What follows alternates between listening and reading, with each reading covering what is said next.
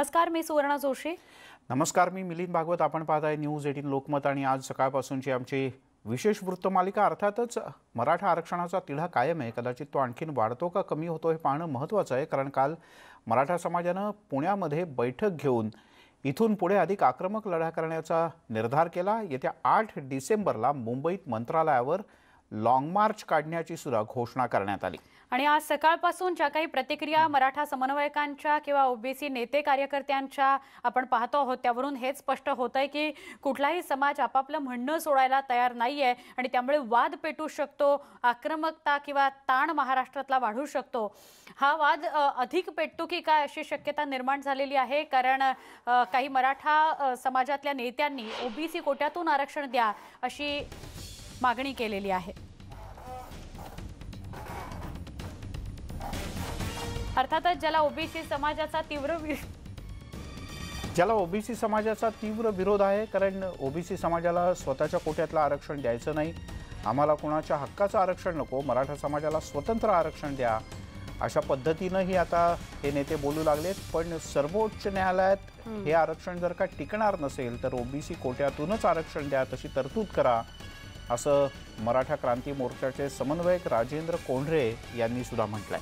काही वेळापूर्वी औरंगाबादमध्ये मराठा ठोक मोर्चाचे आपल्या सोबत होते कार्यकर्ते आणि त्यांनी ठाले पाटलांनी अशी स्पष्ट भूमिका घेतली की कुठल्याही आरक्षणाला किंबहुना ओबीसींच्या आरक्षणाला कुठलाही धक्का न लावता मराठा समाजाला आरक्षण पाहिजे. त्यामुळे मराठा समाजामध्ये सुद्धा एक वेगवेगळ्या 2 किंवा 3 भूमिका आपल्याला बघायला मिळतात. यातून परत वाद निर्माण होईल अशीही शक्यता आहे. आता ओबीसी समाजही आक्रमक होऊ शकतो अशीही शक्यता आहे. आपण अधिक जाणून घेऊयात. ॲडव्होकेट राजू देसले आहेत आपल्यासोबत, मराठा क्रांती मोर्चाचे समन्वयक आहेत, आणि शिवानंद भानुसे संभाजी ब्रिगेडचे प्रवक्ते आपल्यासोबत काही क्षणात जोडले जाणार आहेत. सगळ्यात आधी आपण पुण्यामध्ये जाऊयात. भानुसे आहेत आपल्यासोबत. मला प्रश्न असा, माफ करा, देसले सर आहेत आपल्यासोबत, राजू देसले ॲडव्होकेट.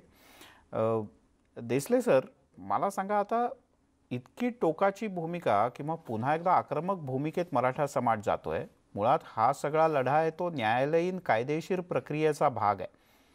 असं असताना एवढी आक्रमक भूमिका का पुन्हा एकदा?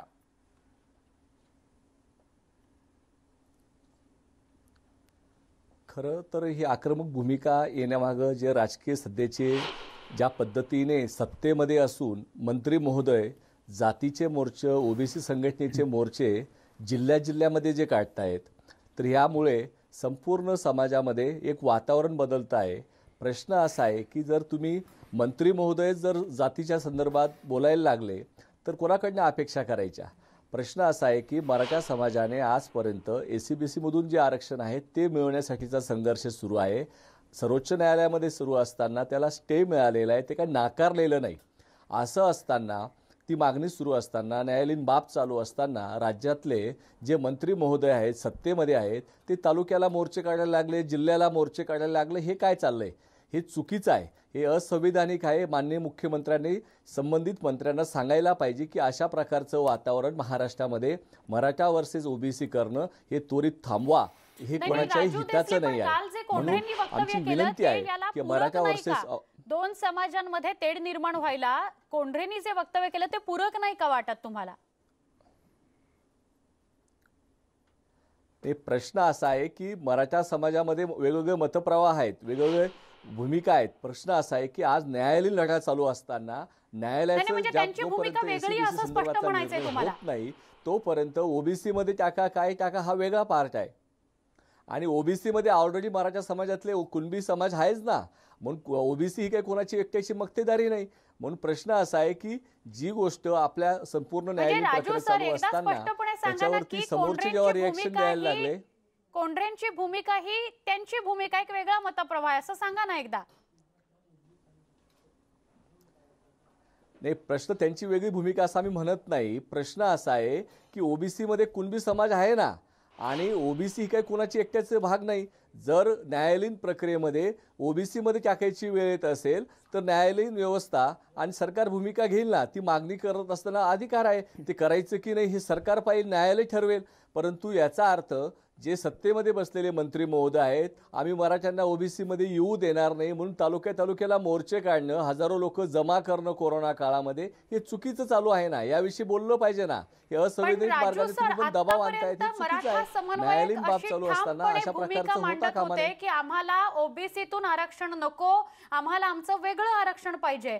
मग आता कालच्या बैठकीनंतर अशी एकदम वेगळी भूमिका कशी काय समोर येते? नाही, कालच्या मीटिंगमध्ये सुद्धा जी भूमिका मांडलेली आहे की न्यायालयीन लढा सुरू आहे. त्यांना जेव्हा विचारलं की ओबीसी मधून हवे का, तर ते बोललेत ओबीसी जर आम्हाला हे मिळत नसेल तर ओबीसी मध्ये टाका. एसीबीसी मध्ये ज्या पद्धतीने भूमिका मांडलेली आहे की ओबीसी मध्ये घेऊच नाही असतला भाग नाही. जर ती वेळ आली तर आम्हाला जर आरक्षण नाकारलं गेलं की या महाराष्ट्रामध्ये 69% समाज, मराठा समाज हा दारिद्र्याच्या खाली जीवन जगतोय. 3% सुद्धा उच्च शिक्षणामध्ये मराठा समाजाचा समावेश नाही. अशा काळामध्ये आरक्षण मागणं आणि कशात बसवायचं हा सरकारचा पार्ट आहे, तो ठरवावा. परंतु राजकीय दृष्ट्या या पद्धतीने समाजामध्ये तेढ निर्माण करण्याचं काम सत्ताधारी वर्गाने करू नये आणि ते थांबवावं, ही सुद्धा आमची भूमिका आहे. हे आरक्षण कसं कायद्यात बसणार आणि त्याच्यातल्या तांत्रिक अडचणी काय आहेत या तुम्हाला चांगल्या पद्धतीने माहिती आहे. ठीक आहे, आपण बोलूयात याच्यावर. आपल्यासोबत शिवानंद भानुसे सुद्धा आहेत, संभाजी ब्रिगेडचे प्रवक्ते. शिवानंदजी, काय तुमची भूमिका राहणार या विषयात पुढे? आता तुम्ही मराठा क्रांती मोर्चाच्या सोबत आहात का तुमचं काही वेगळं म्हणणं आहे? सर्वप्रथम जय जिजाऊ. गेल्या 30 वर्षापासून मराठा सेवा संघ संभाजी ब्रिगेड हीच मागणी करते की ओबीसीतून आरक्षण द्या. त्याचं कारण असं आहे की भारतीय राज्यघटनेमध्ये एससी, एसटी आणि ओबीसी याशिवाय वेगळं आरक्षण देता येत नसतं नाही, आणि वेगळा प्रवर्ग सुद्धा, असे अनेक प्रश्न निर्माण होतात. त्यामुळे फक्त ओबीसी मधून आरक्षण द्या हीच मागणी आहे. मराठा क्रांती मोर्चामध्ये सुद्धा हीच मागणी होती. राज्य मागासवर्गीय आयोगाचं काम काय असतं? इंदिरा साहनी प्रकरणानंतर राज्य मागासवर्गीय आयोगाचं गठन व्हावं आणि त्या राज्यामध्ये कुठल्या जाती ओबीसी मध्ये येतात आणि कुठल्या जाती बाहेर पडतात हे सांगण्याचं काम राज्य मागासवर्गीय आयोगाचं आहे. त्याप्रमाणे न्यायमूर्ती गायकवाड आयोगानं मराठा समाज ओबीसीला पात्र आहे असं समजलेलं आहे. आतापर्यंतचा पूर्व इतिहास पाहता याच पद्धतीनं, म्हणजे मंडल आयोग असेल किंवा त्यानंतरचे आयोग असतील, राज्य मागासवर्गीय आयोग असतील, याच पद्धतीनं सर्व जाती आलेल्या आहेत. म्हणजे मराठा समाज हा ओबीसीला पात्र ठरलेला आहे. ज्यावेळी फडणवीस सरकार होतं त्यावेळी एससीबीसी आरक्षण 50% बाहेर दिल्यानंतर आम्ही तेव्हाच सांगितलं होतं, किंवा त्या अगोदर सुद्धा नारायण राणे समितीनं जे आरक्षण दिलं होतं काँग्रेस सरकारनं, ते आरक्षण सुद्धा टिकणार नाही. हे दोन्ही आरक्षण टिकणार नाहीत हे आम्ही तेव्हाच सांगितलेलं होतं, आणि तेव्हाच जर आमचं ऐकलं असतं ते 5-7 वर्ष वाया गेले नाही. पण ठीक आहे, आता शिवानंदजी हे सांगा की समजा त्यावेळेचं आरक्षण टिकणारं नव्हतं, मधल्या काही काळातल्या तांत्रिक अडचणी होत्या, आता जर का हे सगळं आपल्याला करायचंय, तुम्ही मार्ग सांगा की हे कसं बसवायचं? तर मुळात असं आहे की हा राज्य सरकारच्या अखत्यारीतला विषय आहे. राज्य सरकारनं न्यायमूर्ती गायकवाड आयोगाचा अहवाल स्वीकारलेलाच आहे, तो 100% पॉझिटिव्हच आहे. त्याप्रमाणे सरसगट ओबीसी मध्ये मराठा समाजाचा समावेश करून टाकला पाहिजे, आणि आहे त्या कोट्यात समावेश केल्यानंतर 2005चा नचिपंचा अहवाल आहे की ओबीसीची टक्केवारी वाढवता येते. त्या पद्धतीनं नचिपंचा अहवाल केंद्र सरकारला स्वीकारायला लावला पाहिजे आणि त्या पद्धतीनं टक्केवारी वाढवून घेतली पाहिजे. आणि वाढलेली टक्केवारी जरी मराठा समाजाला ओबीसी मध्ये जसं विजयांची अ ब कडं केलेला आहे, तसा ब गट सुद्धा मराठा समाजाला करता येतो. हे कायदेशीर आहे. यापेक्षा वेगळा मार्ग भारतीय राज्यघटनेमध्ये नाही. आणि सध्या ओबीसी नेत्यांना हा पर्याय मान्य नाही ना. ओबीसी नेत्यांना आपल्या आरक्षणामध्ये कुणालाही इतराला आरक्षण द्यायचं नाहीये, आणि मराठा समाजाच्या आरक्षणाला त्यांचा विरोध नसला तरी ओबीसीमधून मराठा समाजाला आरक्षण मिळू नये असं स्पष्ट सांगतायत समाजातले नेते सुद्धा आणि कार्यकर्ते पण. कुठल्या नेत्याला, कुठल्या कार्यकर्त्याला, कुठल्या मंत्र्याला कुणाला काय वाटतं हे अजिबात महत्वाचं नाही. भारतीय राज्यघटना काय म्हणते, भारतीय राज्यघटनेनुसार काय होऊ शकतं त्याचेच महत्वाचं आहे. महाराष्ट्रामध्ये जर आपण विचार केला, म्हणजे महाराष्ट्रात फक्त 1 मिनिट घेतो, महाराष्ट्रामध्ये जर विचार केला तर मंडल आयोगानं 54% पूर्ण ओबीसी समाज आहे असं भारतात, त्यानुसार 27% आरक्षण दिलेलं आहे. 50%ची अट आहे. एससी एसटीला 100%ची अट आहे, त्यानुसार 27%. पण महाराष्ट्रामध्ये ते 32% झालेलं आहे. 32% हे आरक्षण म्हणजे 64% समाज हा ओबीसी महाराष्ट्रात. आपण जर कॅल्क्युलेशन केलं तर 64% plus SC ST 20%, plus 18% Muslim plus 5% ब्राह्मण प्लस 4% इतर, मग 100 हे 11% व्हायला लागले. 30% मराठा कुठे आहेत? ते मंडल आयोगानं त्याच वेळी या 54 किंवा 64% ग्राह्य धरलेले आहेत. आणि ते ग्राह्य नसून धरले तर नाही, ते भानुसे, कुठे आहेत? याचं काही भानुसे, एक कॅल्क्युलेशन मिनिट. म्हणजे याचं काही सांगता येतं का कुणाला? आणि ठीक सामाजिक आहे. न्याय मंत्रालय ठीक आहे, भारत तुमचा सरकारचा मुद्दा जो लक्षात आला. यातल्या काही जणांनी आरक्षण मागितलंय, काही जणांनी आरक्षण मागितलेलं नाही, ही सुद्धा वस्तुस्थिती आहे. आपण त्यात आता आणखीन खोलात जायला नको, किंवा आपण काही वेळाने त्यात सविस्तरपणे जाऊयात. बबनराव तायवाडे आहेत आपल्यासोबत, राष्ट्रीय अध्यक्ष आहेत ओबीसी महासंघाचे. बबनराव, काय म्हणणं आहे तुमचं? आता यातून मार्ग कसा काढायचा? हो, तिढा सुटणार का नाही सुटणार? नाही आमची सुरुवातीपासून भूमिका हीच राहिलेली आहे की मराठा समाजाला स्वतंत्र आरक्षण देण्याला ओबीसीचा विरोध नाही. परंतु जेव्हा जेव्हा मागच्या दाराने काही लोक मराठ्यांना ओबीसीमधनं आरक्षण द्यायला पाहिजे अशी भूमिका घेतात, तेव्हा आमचा कडाडून त्याला विरोध असतो. मुळातच हा 52% असलेला ओबीसी समाज, याला फक्त 27% आरक्षण मिळालेलं आहे, पूर्ण 52% नाही. ज्यामध्ये या राज्यामध्ये 382 जाती आणि देशामध्ये 3742 जाती आहेत. आणखी यांचा समावेश करून मग कुणालाच काही मिळणार नाही आहे. आज मोठा वर्ग जर याच्यामध्ये आला तर आज जे काही थोडंफार या ओबीसी समाजाला मिळते आहे त्या सर्व सोयी सवलतीपासनं हा ओबीसी समाज वंचित राहणार आहे. आणि आधी काका कालेलकर आयोग झाला, नंतर मंडल आयोग झाला, तिथे सर्व जातनिहाय यादी तयार करण्यात आली, तेव्हा कोणाचीच काही मागणी नव्हती. आणि आता 25 मंडल आयोग लागू झाल्यानंतर 25 वर्षानंतर सुरुवातीला 2 वर्षापासून हा वाद सुरू आहे.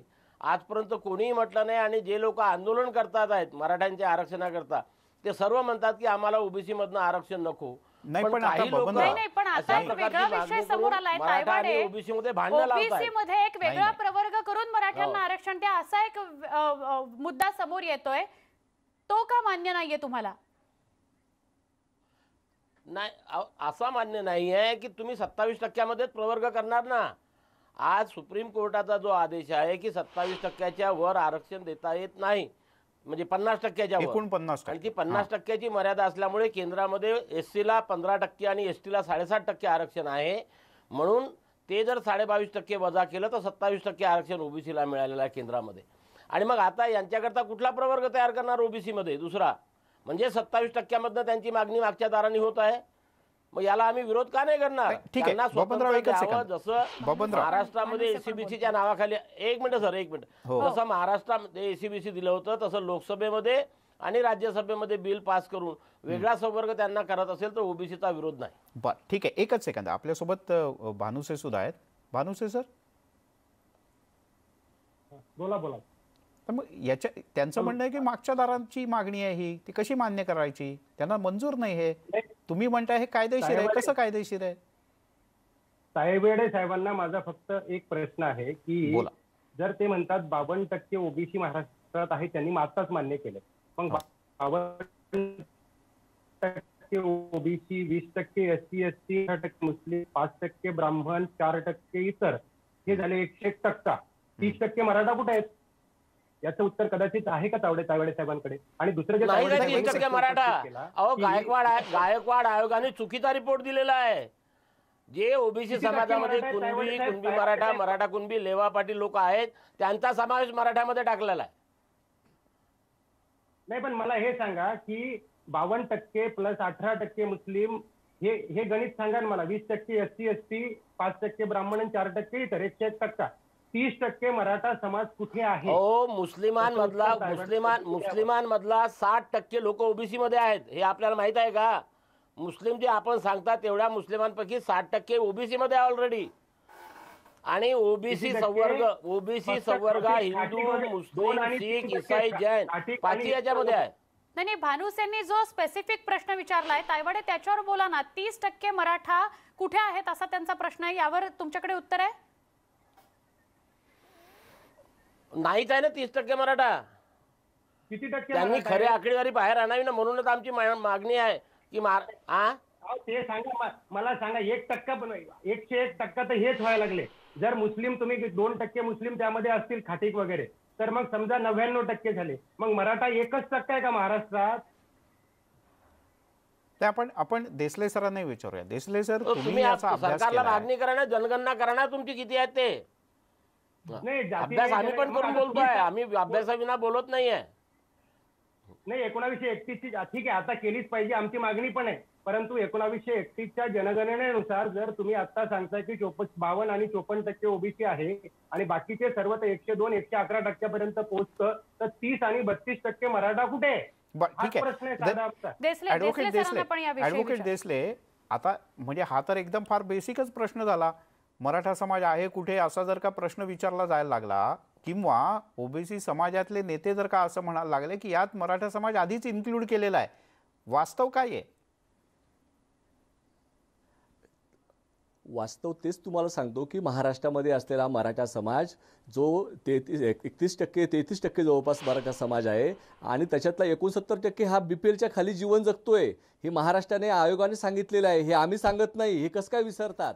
म्हणून जनगणना जातीन्याय करा ना, आम्ही कुठे नाही म्हणतो, आमचा त्याला पाठिंबाच आहे, ती झालंच पाहिजे. परंतु प्रश्न असा आहे की खोटी माहिती सांगून चुकीच्या पद्धतीने मराठा समाजाला डावलण्याचा प्रयत्न आणि चुकीचा गैरसमज पसरवण्याचा प्रयत्न करू नये. आणि आज मराठा समाजाचं जे प्रतिबिंब महाराष्ट्राच्या संपूर्ण याच्यामध्ये आहे, 3% लोक उच्च शिक्षित नाहीत, 69% समाज बीपीएलच्या खाली जीवन जगतोय. एक सेकंद कोणीतरी द्यायला पाहिजे ना. आम्ही सरकारकडे मागणी करतोय आणि आरक्षणाचा मुद्दा. पण तुम्ही म्हणताना मगाशी हा देखील मुद्दा मांडलात की हो, बोला. यामध्ये ओबीसी मराठा पण याच्यातच समाविष्ट आहे ना, सॉरी कुणबी मराठा पण याच्यातच समाविष्ट आहे ना. परंतु कुणबी समाज समाविष्ट आहे, परंतु महाराष्ट्रातला मराठा समाज जो आहे, अनेक जिल्ह्यामध्ये पूर्ण मराठा समाज कुणबी नाही आहे. मराठा कुणबी हे एक आहेत, परंतु अनेक जिल्ह्यांमध्ये महाराष्ट्राचं जे चित्र आहे ते वेगवेगळ्या स्वरूपाचं आहे. म्हणून उर्वरित समाजाला न्याय दिला पाहिजे, मराठा समाजाला आरक्षणाचा लाभ मिळाला पाहिजे. जे सर्वेक्षण झालंय त्या सर्वेक्षणाचा तुम्ही विचार कराल की नाही? हे सांगतात की गायकवाड समिती बोगस आहे असे ओबीसी नेते बोलतात सातत्याने. मला वाटतं की असं असंवैधानिक बोलू नये. जे काही राणे समिती असेल, गायकवाड समितीचा अहवाल असेल, हा संपूर्ण संविधानिक आहे, त्याला कुठेच स्टे आलेला नाही. त्याच्यावर न्यायालयीन प्रक्रियेमध्ये कुठे त्याच्यावरती अशा प्रकारचे आक्षेप घेतले गेले नाहीत. हा प्रश्न तुम्ही जो विचारला तोही मला तायवाडे सरांना विचारायचाच होता की राज्यासमोर जे चित्र आलेलं आहे गायकवाड समितीचा अहवालच जर का चुकीचा आहे, तर आजपर्यंत न्यायालयीन प्रक्रियेत किंवा प्रशासकीय स्तरावर, राजकीय स्तरावर गायकवाड समितीच्या अहवालाला थेट आव्हान का नाही दिलं गेलं? गायकवाड समितीचा अहवाल गृहीत धरूनच पुढची सगळी गणितं मांडली गेली. त्याच्यानंतर राणे समिती आली, त्यांची गणितं त्याच्याच निष्कर्षांवर आधारित पुढे मांडली गेली. बरोबर ना भानुसे सर? एक छोटासा ब्रेक घेऊयात, ब्रेक नंतर ही चर्चा सुरूच राहील.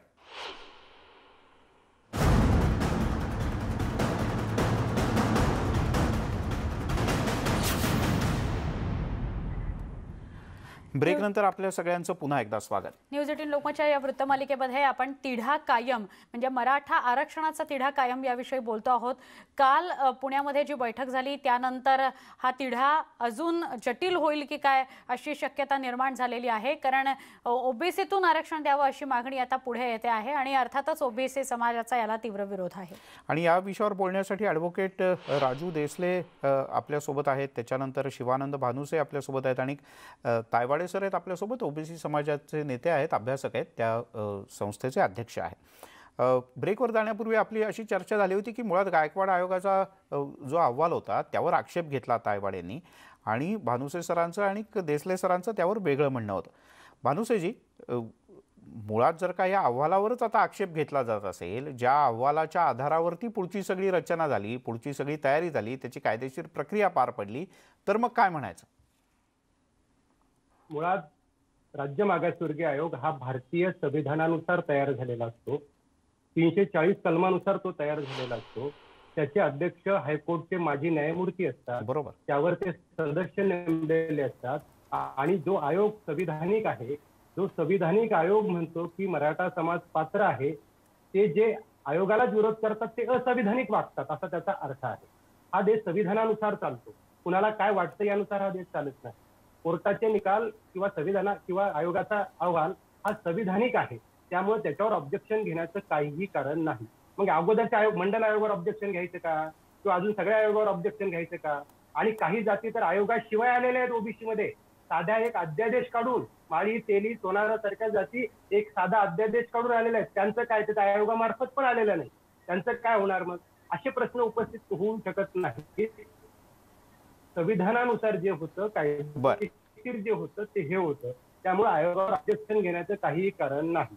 ठीक आहे. मुंबई तायवाडे हायकोर्टानं तो आयोग वैध ठरवलेला आहे आणि सुप्रीम कोर्टात तो नक्की. आयोग पटलावरच ठेवला गेलेला नाही. भानुसे आपला मुद्दा घेऊन तायवाडे सरांकडे जाते. आपला सलग आवाज आमच्यापर्यंत पोहोचत नाहीये. तायवाडे, आपण काय उत्तर द्याल? नाही, माझं हे म्हणणं आहे की जर तो आयोग संविधानिक आहे याला आमचं काही विरोध नाही किंवा नाही आहे. कुठल्याही आयोगाचा अहवाल हा मग खुला का नाही केला जात? आमची वारंवार मागणी आहे की गायकवाड आयोगाचा अहवाल हा ओपन करा. इव्हन तो पटलावरही ठेवला गेलेला नाही, लोकांसाठी खुला केलेला नाही, बंदिस्त खोलीमध्ये तो ठेवून दिलेला आहे. मग त्याच्या मागचं गूढ का कायम आहे? याच्याकरता की त्याच्यामध्ये दाखविलेली आकडेवारी ही पूर्णतः चुकीची आहे आणि म्हणून गायकवाड आयोगाचा अहवाल हा ओपन नाही करून राहिलेला आहे. कुठल्या तरी मागच्या दाराने यायचं, आधी म्हणायचं की फक्त आम्हाला आरक्षण द्या आणि आता भूमिका घ्यायची की आम्हाला ओबीसी मधनं द्या. गायकवाड आयोगाने हे म्हटलंय का ओबीसी मधनं आरक्षण द्या म्हणून? नाही म्हटलेलं आहे.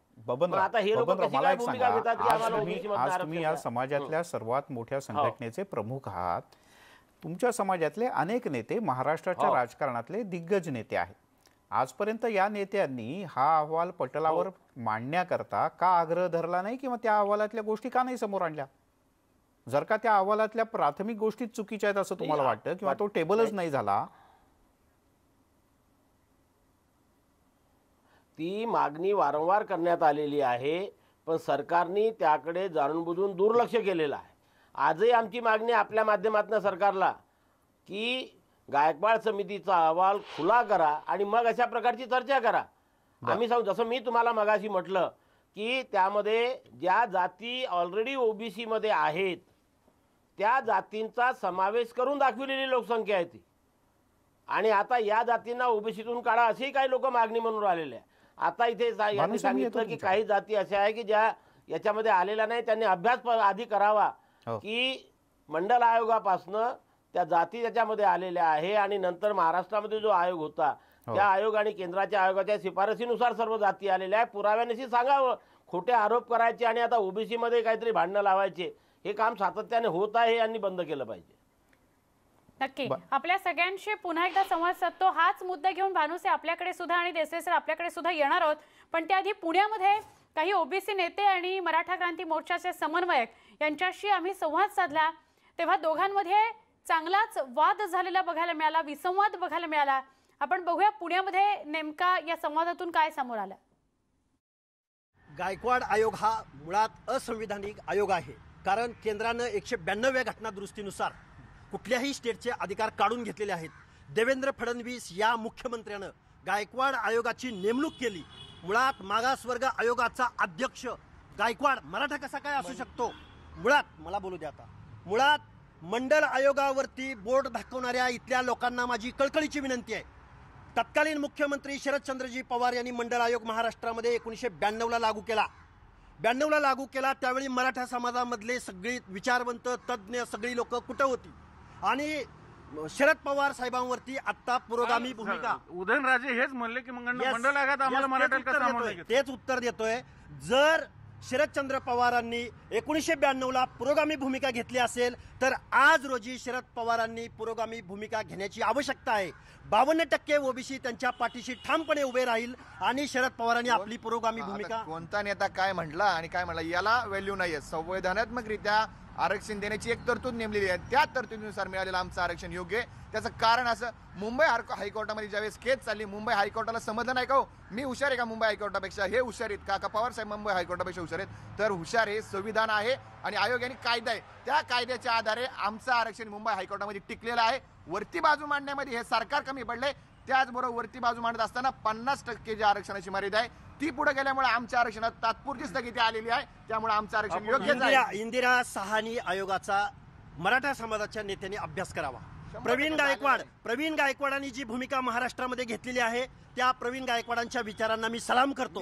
पहिली गोष्ट प्रवीण गायकवाडांची जी भूमिका आहे प्रवीण गायकवाडांची राजकीय भूमिका नाही, खरा पुरोगामी विचार प्रवीण गायकवाडांना कळलेला आहे. या महाराष्ट्रामधल्या राजकीय लोकांना सामाजिक मागासले पण सुप्रीम कोर्टात तुम्ही सिद्ध करून दाखवा आणि घ्या ना आरक्षण. ईडब्ल्यूएस मध्ये संविधानानं तुम्हाला कायद्याचा अभ्यास करून 15 आणि 16 कलमाचा अभ्यास करून संशोधनात्मक घटना दुरुस्ती करून. अहो प्रवीण गायकवाड म्हणजे कोण? मराठा आरक्षणाविषयी आरक्षण कसं मिळवायचं याचं पुस्तक लिहिणारे प्रवीण गायकवाड गेले 30 वर्ष सांगतात की मराठा आरक्षण कसं मिळावं म्हणून. महाराष्ट्रामध्ये ओबीसी मध्ये मागणी असेल किंवा महाराष्ट्रभरामध्ये त्यांनी सगळे मोर्चे आंदोलनाच्या नियोजनामध्ये सहभागी झालेले प्रवीण गायकवाड आज रोजी ईडब्ल्यूएस स्वीकारा किंवा आरक्षणाची आज गरज नाही. नक्की घडलं काय याच्यामध्ये? नक्कीच राजकीय गायकवाडांनी भूमिका बदलली. हा 100% भूमिका आपण या चर्चेमध्ये उपस्थित नाही, आपण त्यांच्यावर मत घ्यायला नको असं माझं वैयक्तिक मत आहे. आपण पहिली गोष्ट इंदिरा साहनी विरुद्ध भारत सरकार खटल्याबद्दल आता हाके साहेब बोलले, पण याबद्दल त्यांनी माहिती घ्यावी की त्यांनी असं काय, त्यांनी त्या जजमेंटमध्ये काय म्हटलंय की अपवादात्मक परिस्थिती वगळता हा 50% वर जाऊ नये. मराठा समाज हा, एक मिनिट ऐका आता माझं, मराठा समाज हा 2-3 पिढ्या आरक्षणाला पात्र असून वंचित राहिलाय. ही गोष्ट तर 100% संविधानिकरित्या सिद्ध झालेली आहे. असं असताना या समाजावर अन्याय होत असताना अपवादात परिस्थिती आहे ही हे मांडण्यामध्ये सरकार कमी पडलं एवढाच विषय. या महाराष्ट्रामध्ये 75 वर्षाच्या कालावधीमध्ये मुळात या महाराष्ट्रामध्ये 75 वर्षाच्या कालावधीमध्ये राज्यकर्त्या जमातीने इथलं कोऑपरेटिव्ह सेक्टर असेल किंवा खाजगी कारखानदारी असेल, या कारखानदारी आज गायकवाड आयोगाने कारखान्यांचा अभ्यास केला का? गायकवाड आयोगानं कोणत्या निकषाच्या आधारे मागास सामाजिक मागास गायकवाड आयोग हा आरक्षणाच्या प्रवर्गामध्ये जर एखादी जात नवीन ऍड होत असेल तर नवीन जात ऍड झाली पाहिजे आणि एखादी जात कसं काय सामाजिक मागास करणारे शेतकरी कोण आहेत? एक मिनिट भांडण करणारे महिला कोण आहेत? मार्केट यार्ड मध्ये तिथले हमाल कोण आहेत? रिक्षावाले शोधा ना. बोलू का? या महाराष्ट्रामध्ये आरक्षण ही प्रक्रियाच या लोकांना समजलेली नाही. आरक्षणाच्या प्रक्रियेमध्ये अशी तरतूद आहे की ज्या जातीचं भागल, जी जात त्या प्रवाहातनं पुढे जाईल तिला बाजूला काढा, नवीन जातीला त्याच्यामध्ये घ्या. आमची जात मागास ठरत आहे तर आम्हाला त्यात घ्या, ज्या जातीचं भागलंय त्याला काढून टाका. सरळ सरळ डॉक्टर बाबासाहेब आंबेडकरांनी हे सांगितलेलं. मिलिंद, जर चित्र बघितलं तर ते विचित्र चित्र आहे, कारण समाजामध्ये कार्यकर्त्यांमध्ये नेत्यांमध्ये आपापसात वाद होत आहेत आणि हेच चित्र महाराष्ट्रभरात पसरणार आहे. खरं देसले सर, यातून आता मार्ग कसा काढायचा, हा तिढा सुटणार कसा?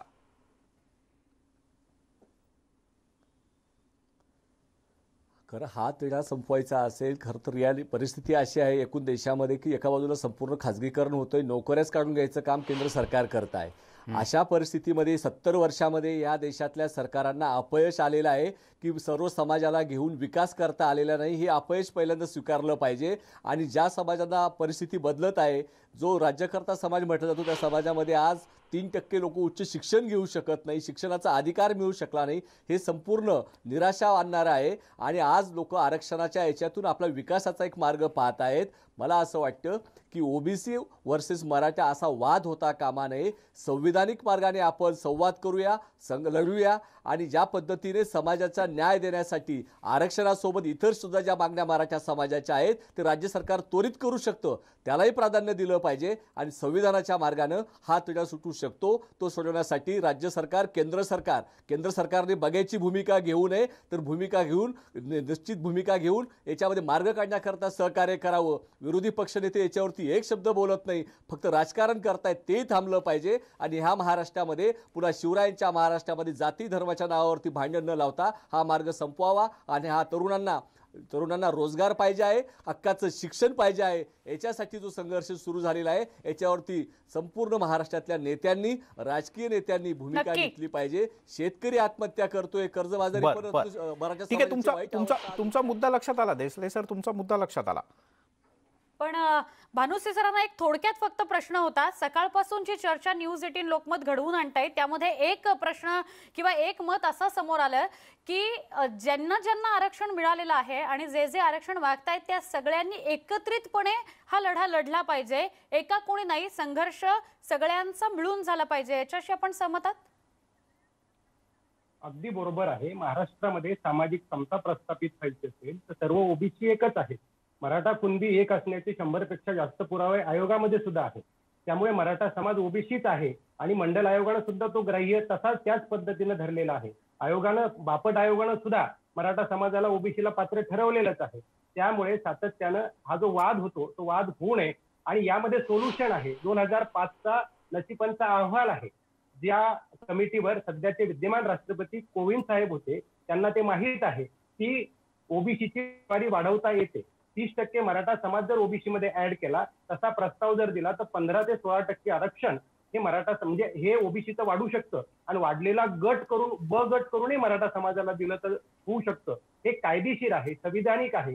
त्यामुळे महाराष्ट्रामध्ये समता प्रस्थापित होईल आणि समता प्रस्थापित व्हायची आपण अपेक्षा करूया मराठा भानुसे सर, आपल्याला सगळ्यांनाच ही अपेक्षा आहे की सगळं शांततेत आणि सुखाने झालं पाहिजे आणि प्रत्येकाला विकासात सहभागी होता आलं पाहिजे, प्रत्येकाला शिकता आलं पाहिजे, प्रत्येकाला संधीची उपलब्धता समान असली पाहिजे. यात कोणाच्या मनात काही शंका असायचं काही कारण नाही. पण आपल्याला वेळ थोडासा कमी पडला, पण बबनराव तायवाडे या चर्चेमध्ये सहभागी झाले. बबनराव, धन्यवाद तुम्ही या चर्चेत सहभागी झाल्याबद्दल. पुन्हा एकदा या विषयाच्या अनुषंगाने आपण चर्चेत सहभागी होऊ. तुर्तास आपण या चर्चेत सहभागी झालात, आपले धन्यवाद. एक छोटासा ब्रेक घेऊया, लगेच पुन्हा सहभागी होऊया या चर्चेमध्ये. पहा फक्त न्यूज 18 लोकमत.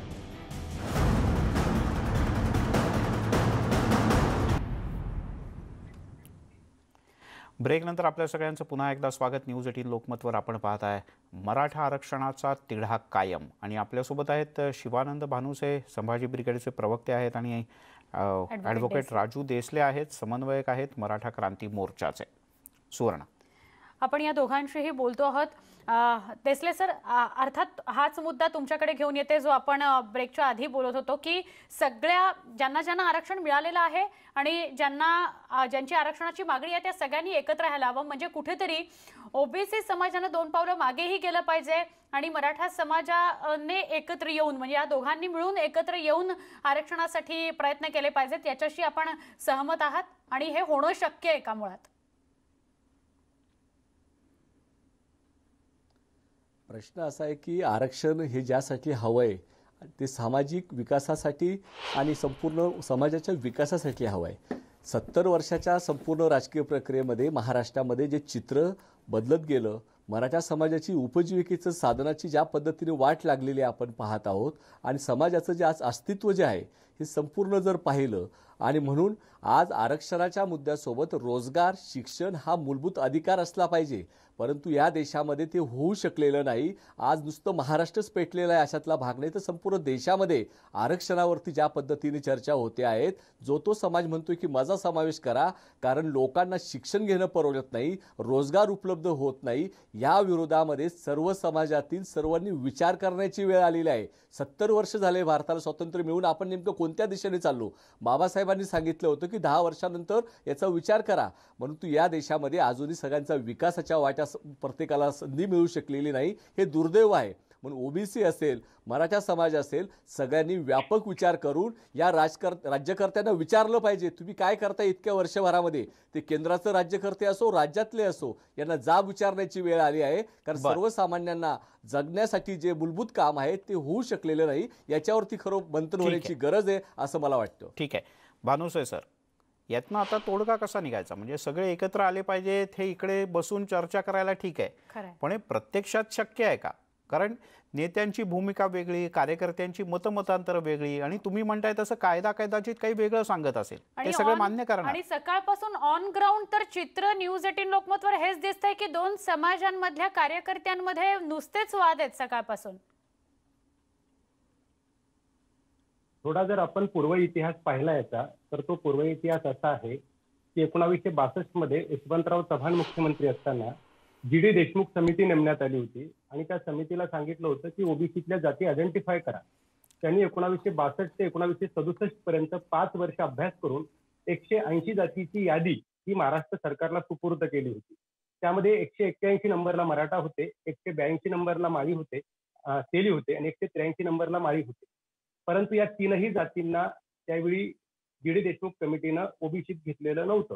कुणब्यांना मात्र घेतलेलं होतं. परंतु 6च महिन्यात 1968 मध्ये या तेली आणि माळ्यांनी उठाव केला आणि त्यांना साधा अध्यादेश काढून त्यांना ओबीसी मध्ये घेण्यात आलेला आहे. आता ताळवडे साहेब असतील तर त्यांना ते सांगता आलं असतं कसे आले कोणते. आणि मराठा समाज 181 रिक्त ठेवलं, रिकामं ठेवलं, घेतलेलं नाही. हा अन्याय जाणीवपूर्वक तेव्हाही झालेला होता. आताही ओबीसी आणि मराठा संघर्ष निर्माण व्हावा ही तिथल्या राज्यकर्त्यांची इच्छा आहे. म्हणजे फडणवीस सरकार असो का आता ठाकरे सरकार असो, यांनी सातत्यानं ते केलेलंच आहे. मुद्दा असा आहे की आता हे बसमध्ये जसं आतले आणि बाहेरचे, एकदा आत जाऊन बसले की बाहेरच्यांनी आत यायचं नाही, जसं काही त्यांचीच बस आहे. आणि मग एकदा दुसरे आले की त्यांनी यायचं नाही, अशा पद्धतीचं हे चाललेलं आहे. परंतु महाराष्ट्रामध्ये जर समता प्रस्थापित व्हायची असेल, महाराष्ट्रामध्ये जर सामाजिक न्यायाच्या अंगाचा आपण सर्व विचार केला तर मराठा समाज हा ओबीसीला पात्र आहे. तर सगळं ओबीसी मध्ये समावेश करून टाकावा आणि नचिबांच्या अहवालानुसार टक्केवारी वाढवून घ्यावी, वेगळा गट करून द्यावा. हा कायदेशीर घटनेनं एकमेव मार्ग आहे असं मला वाटतं. बरं, देसले सर आणि बानुसे सर, तुम्ही दोघे या चर्चेत सहभागी झालात आणि मुद्दे मांडलेत. आपल्या दोघांचेही मनापासून आभार. पुढच्या बातमीकडे आपण वळतो आहोत. राज्यात मराठा समाजाला आरक्षण मिळावं म्हणून आता मराठा समाज आरपारची लढाई लढण्याकरता सज्ज झालेला दिसतोय. मराठा समाजाच्या आरक्षणाचा तिढा कसा सुटणार यावर घाटकोपरमधल्या मराठा समाजाच्या नेत्यांना आणि कार्यकर्त्यांना काय वाटतंय त्यांच्याशी संवाद साधला आमचे प्रतिनिधी मनोज कुलकर्णी यांनी. हा तिढा कसा सुटेल, आपण एक महत्त्वाचं म्हणजे आपण एक वकील सुद्धा आहात आणि हा तिढा कसा प्रकारे सुटू शकेल काय सांगणार थोडक्यात? या सरकारला हे आरक्षण टिकवायचं आहे की नाही टिकवायचं हे समजत नाही आहे. त्यासाठी माझं एक म्हणणं आहे की महाराष्ट्र सरकारने विधानसभेमध्ये एक कायदा आणावा आणि कायदा आणून मराठा आरक्षण टिकवण्यासाठी कायदा तयार करून तो वरच्या सरकारकडे म्हणजे केंद्रामध्ये टाकून कायदा तयार करण्यासाठी आपला जोर लावण्याची गरज आहे. आपल्याला काय वाटते थोडक्यात? 4 महिन्यापूर्वीच ज्यांनी त्याला स्टे दिला सुप्रीम कोर्टामध्ये जाऊन तो अतिशय चुकीचा आहे असं आमच्या समाज बांधवांचं म्हणणं आहे. आमचं एकच म्हणणं आहे, आमच्या बांधवांना, आमच्या तरुणांना, आमच्या मुलांना आरक्षण मिळालं पाहिजे. आम्ही कोणावर अन्याय करू नका. कुठेतरी राजकीय हस्तक्षेप होतोय त्यामुळेच ही चालढकल होते. बरोबरच लगेच ओबीसीचे मोर्चे निघायला लागले. मागच्या सरकारने हे कायम सांगितलेलं आहे की आम्ही ओबीसीला कुठल्याही प्रकारचा धक्का न लावता हे आरक्षण दिलेलं आहे. मागासवर्गीय समितीच्या अधीन राहून अटीच्या 36च्या 3 अटीच्या राहूनच आम्ही हे आरक्षण दिलेलं आहे. मग त्याच्यासाठी हे ओबीसीचे मोर्चे का? त्यामुळे ह्याच्यामध्ये कुठला तरी सरकारचा मंत्री हे ओबीसीचे मोर्चे काढून हे राजकारण लोकांमध्ये फसवण्याचा जो प्रयत्न करत आहे तो प्रथम बंद व्हावा आणि सुप्रीम कोर्टामध्ये जी बाजू मांडायची आहे, घटनापीठाकडे जी द्यायचं आहे ते स्पष्टपणे देऊन लवकरात आरक्षण द्यावं. मराठा आरक्षणामध्ये ओबीसीचे नेते खोडा घालतायत हे आपण असं म्हणू शकत नाही. ओबीसीचे नेते खोडा घालतात, परंतु आमचे जे काही नेते आहेत हेच आम्हाला आरक्षण देऊ शकत नाहीत, देण्याची त्यांची इच्छा नाही आहे. पण आमची एक अशी आहे की आम्हाला हे लढा मिळवण्यासाठी आम्हाला लढावं लागेल, आम्हाला रस्त्यावर उतरावं लागेल, परंतु आम्हाला आमच्या हक्काचं आरक्षण मिळालं पाहिजे. आपल्याला काय वाटतं? आजपर्यंत आपण पाहिलं असेल गेले एक कित्येक वर्ष मराठा मोर्चामध्ये तरुण वर्ग पण आणि वयोवृद्ध वर्ग पण उतरत आहे. मग या सर्वांची फसवणूक हे आत्ताच हे सरकार करत आहे का? कारण आरक्षण न मिळाल्यामुळे आता जे शैक्षणिक आरक्षण पण रद्द केले त्यामुळे कित्येक मुलांचं नुकसान होतं आहे. या सर्वाला जबाबदार हे आता जे आहे सरकार ते सरकार आहे. आपण काय सांगाल? माझं म्हणणं आहे साहेब, ह्या महाराष्ट्रात किंवा देशामध्ये सुरुवातीला जातीपातीचं राजकारण नव्हतं. हे मंडळ आयोगाचं ज्यावेळी इथं अंमलबजावणी झाल्यानंतर ही आमच्या समाजाची फार मोठी पिछेहाट गेलेली आहे. तुम्ही पण मान्य करायला पाहिजे. मंडळ आयोग ज्यावेळी आणलं त्याच्यानंतर ही आमच्या समाजाची फार मोठी शैक्षणिक, नोकरी सगळ्या क्षेत्रात आम्ही मागे गेलो. आक्रमक झालेले आहेत. काही शेवटची लढाई असेल? हो, शेवटची लढाई असेल, पण ती म्हणजे आम्ही झटून लढू आणि विद्यार्थ्यांसाठी लढू. जे विद्यार्थी ज्याच्यापासून वंचित झालेले आहेत ॲडमिशनपासून, जे ह्याच्यापासून, त्यांच्यासाठी आम्ही जरूर लढायचा प्रयत्न करून आणि शेवटच्या क्षणापर्यंत जोपर्यंत समाजाला न्याय मिळत नाही तोपर्यंत समाज असंच आक्रमक राहील. Video journalist Manoj Kulkarni, news 18 Lokmat, Mumbai. इकडे मुंबईप्रमाणेच पुण्यात सुद्धा आम्ही ओबीसी नेते आणि मराठा क्रांती मोर्चाच्या नेत्यांमध्ये संवाद साधण्याचा प्रयत्न केला. या दोघांची मतं जाणून घेतली, पाहूया. ओबीसींना जे आरक्षण दिलं गेलं ते बिंदेश्वरी प्रसाद मंडल या बिहारच्या माजी मुख्यमंत्र्याच्या अभ्यासातून 9 सदस्यांचं ते पीठ होतं आणि त्यांनी अभ्यास करून हे आरक्षण दिलं गेलं। त्यावेळी महाराष्ट्रामधले हे सगळे लोक होते कुठं ज्यावेळी ओबीसीमध्ये माळी, धनगर, वंजारी, लिंगायत सगळ्या लोकांना आरक्षण दिलं गेलं। खऱ्या अर्थानं मला एकच सांगायचं आहे की मंडल आयोगावरती ऑब्जेक्शन घेणारे सराटे म्हणतात, सराटेंनी आता एक याचिका दाखल केली की ओबीसींचं आरक्षणाला चॅलेंज केलंय।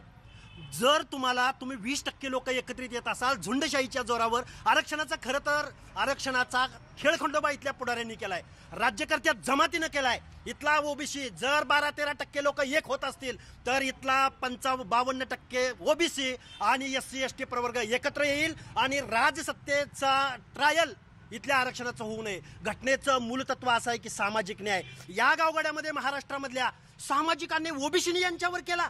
हे वाक्य इथले तज्ज्ञ कुठे आहेत, इथले साहित्यिक कुठे आहेत, इथले विचारवंत कुठे आहेत, का बोलत नाहीत? आज महाराष्ट्रामध्ये अशी परिस्थिती निर्माण झाली असताना या सगळ्या लोकांनी खरं तर मत व्यक्त केलं पाहिजे। आज खरं तर मी शरदचंद्र पवारांनी आज भूमिका घ्यायला पाहिजे। जो मंडल आयोग या महाराष्ट्रामध्ये मुख्यमंत्री असताना शरद पवारांनी लागू केला त्यावेळी शरद पवारांना इथली परिस्थिती कळत होती ना, त्यामुळे आज खरी पवार साहेबांची खरी भूमिका जाहीर होणं गरजेचं आहे। ओबीसी समाज शरद पवारांना जाणता राजा समजायला तयार आहे, फक्त पवार साहेबांनी आज त्यांची वास्तव भूमिका घेतली पाहिजे। तुझं उत्तर आपण काकड्यांकडनं घेऊया। यांचं सरळ म्हणणं आहे आता तुम्ही आर्थिक दृष्ट्या चाला गरिबीच्या म्हणून तुम्ही आता ओबीसीचं आरक्षण मागताय, यापूर्वी तुम्ही एक लक्षात घेतलं पाहिजे। आता त्यांचं भाषण ऐकलं यांचं मी, पण विषय असा आहे की मागासवर्गीय आयोगाला ते बोगस म्हणतात। जो आयोग गायकवाड आयोगाला दोन्ही सभागृहामध्ये संमती मिळाली, त्यांनी त्याच्या मान्यता दिली, त्यानंतर उच्च न्यायालयाने त्याच्यावर शिक्कामोर्तब केला। सर्वोच्च न्यायालयाने तो आयोग नाकारला नाही। असं असताना ते त्याला बोगस काल तुमच्याच चॅनलवर त्यांचे मोठे नेते बोलत होते। दुसरी राहिली गोष्ट एक, शरद पवार साहेबांचं यांनी आत्ता नाव काढलं, त्यांचे सुद्धा नेते जे हेलिकॉप्टरमध्ये बसून चटणी भाकरी करणारे आणि काही दिवसांनी आमदार जानकरांसारखे असतील, पडळकरांसारखे असतील, काही दिवस 5 वर्ष त्यांचे नेते बदलतात। ऐका, त्याचा विषय नाही, पण यांचे जसे नेते तसे आम्ही अतिशय ठामपणे मुळात धनगर समाज जो आहे तो आहे मुळात आता NT मध्ये, ते ओबीसी नेते म्हणवतात असं तुम्हाला आरोप करायचा। आणि दर 5 वर्षाला बदलतात, मग ऑब्व्हियसली अगोदर महादेव जानकर झाले, नंतर पडळकर झाले, आता नवीन होतात, आता आखेऊ पाहत आहेत। ठीक आहे, त्यांनाही शुभेच्छा। पण दुसरी गोष्ट अशी की या सगळ्यामध्ये मराठा समाजाच्या नेत्यांवरच आमचं ऑब्जेक्शन आहे।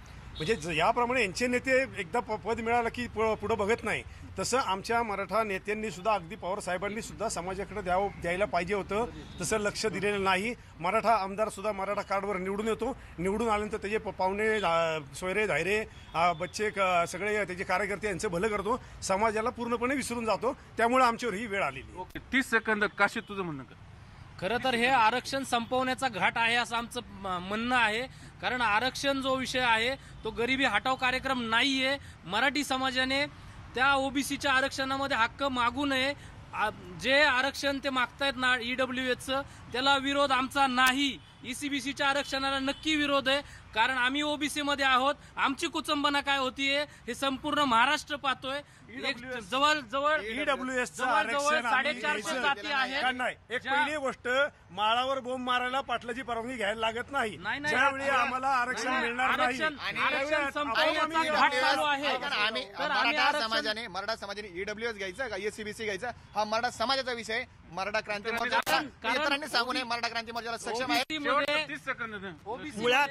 मुळात जानकर असतील किंवा पडळकरावरती यांनी एलिगेशन केलं। मुळात हे फक्त विधान परिषदेत गेलेले आहेत आणि 288 पैकी एक विधान परिषदेत गेलेल्यांना खपत नाही, आणि यांचे आम्ही 180 आमच्या बोडक्यावर घेतलेले आहेत। महाराष्ट्रामधली सत्ता राजसत्ता अंतिम आहे। राजकीय आरक्षण मागतात, राजकीय आरक्षण का मागत नाही, का मागत नाही? राजकीय आरक्षण मागावं, मराठा समाजानं राजकीय आरक्षण मागावं। आमदार यांचे, खासदार यांचे, मुख्यमंत्री यांचा का मागत नाही? मराठा समाज का राजकीय आरक्षण? हा पुण्यामधला सगळा वाद आपण मिलिंद पाहिला। आरक्षणासाठी मराठा समाज येणाऱ्या 8 डिसेंबरला भुसावळ तालुक्यातून हजारोंच्या संख्येनं मुंबईमध्ये मोर्चात सहभागी होण्याकरता येणार आहे। आरक्षणाचा गुंता कसा सुटणार यावर भुसावळमधल्या मराठा समाजाच्या बांधवांनी आपल्या प्रतिक्रिया मांडल्या। त्यांच्याशी बातचीत केली आमचे प्रतिनिधी इम्तियाज अहमद यांनी। मराठा आरक्षणाचं असं झालं आता की हा त्याच्या म्हणजे प्रत्येकजण आपापल्या कोर्टातला चेंडू दुसऱ्याकडे टोलवताना दिसतोय. म्हणजे आरक्षणाचा महत्त्वाचा मुद्दा जो आहे की पिचलेल्या मराठा समाजाच्या मुलांना, लोकांना त्या एका व्यवस्थेमध्ये आणण्यासाठी आरक्षण प्रक्रियेसाठी आम्ही मागणी करतो आहोत. परंतु आमच्यातले 2% जे सधन लोक आहेत त्यांना पुढे करून इतर लोक दाखवत आहेत की हा मराठा समाजाला आरक्षणाची गरज नाही आहे. 8 डिसेंबर रोजी मोर्चा काढत आहे, तर तुम्ही मोर्चामध्ये सहभाग होणार आहे का? हो, आम्ही भुसावळ तालुक्यातून हजारोच्या संख्येने त्या मोर्चामध्ये सहभागी होणार आहोत. हा धडक मोर्चा हा आमच्या न्याय हक्कासाठी, आमच्या मराठा समाजाच्या आरक्षणासाठी आम्ही शेवटच्या श्वासापर्यंत लढणार आहोत. कारण की आजपर्यंत याच्यावर फक्त राजकारणच झालेलं आहे. आमचं राजकारण विरहित हा समाजाला हा आरक्षण मिळालं पाहिजे, जेणेकरून आमचा समाज कुठेतरी उन्नतीकडे आम्ही नेऊ. गेले अनेक दार आरक्षणासाठी मोर्चा काढावा लागतो, तर काय म्हणणार यावर? माझं असं म्हणणं आहे की मराठा समाजाचा एक बी आमदार निवडून गेला नाही तेव्हा हा तिढा सुटणार नाही. कारण आमच्या मराठा समाजाच्या आमदारांनी आमचं वाटोळं केलेलं आहे. आणि आम्ही आमच्या छावा संघटनेच्या पद्धतीनं त्यांना जबाब देणार आहे. महाराष्ट्रात एकाही मंत्र्याला एकाही आमदाराला घुमू देणार नाही आम्ही मराठा समाजाचा. इम्तियाज अहमद, न्यूज 18 लोकमत, भुसावळ. इकडे या सगळ्या विषयामध्ये आरक्षण मागणं म्हणजे मराठा समाजानं ओबीसींवर अतिक्रमण करणं आहे असा थेट आरोप केला आहे राज्यातले मंत्री आणि काँग्रेसचे ज्येष्ठ नेते विजय वडेट्टीवार यांनी. कोणत्याही परिस्थितीत मराठा समाजाला ओबीसी कोट्यातून आरक्षण देण्याचा विषयच नाही असं त्यांचं म्हणणं आहे. मंडल आयोगाने तयार केलेल्या मंडल आयोगाने निवडलेल्या जाती आहेत ओबीसीमध्ये ज्यांना आरक्षण मिळत आहे. असं काही कोणत्या आयोगातून 4 जाती 4 लोक इतर समाजाचे आणि 5 लोक मराठा समाजाचे असं त्या आयोगाने रिपोर्ट दिला, मग त्याच वेळेस सांगितलं असतं की यांना ओबीसीमध्ये द्या म्हणून. पण ही मागणी जी आहे ही मागणी कोणत्याही ओबीसी समाजाला मान्य होणार नाही. मराठा समाजाच्या हक्काचं जे काय मिळायचं असेल त्यांना ACBCचं दिलं आहे. ती निवडणूक न्यायालयीन लढाई सुरू आहे आणि न्यायालयीन लढाईमध्ये जो निकाल अपेक्षित आहे तो येईल. त्यामुळे न्यूज 18 लोकमतचा प्रयत्न आहे की हा सगळा तिढा सुटावा आणि यातून सगळ्या समाजाला बरोबर घेऊन सामंजस्याने मार्ग निघावा. आणि या सगळ्यासाठी समन्वय फार महत्त्वाचा आहे. तो नेत्यांमधला असू दे किंवा कार्यकर्त्यांमधला, समन्वयकांमधला असू दे आणि निर्णय घेणाऱ्या राजकारण्यांमधला सुद्धा. अर्थात. यासह इथंच थांबतो आहोत. ताज्या घडामोडींचा काही क्षणात आम्ही परत भेटतोय. पहा फक्त न्यूज 18 लोकमत.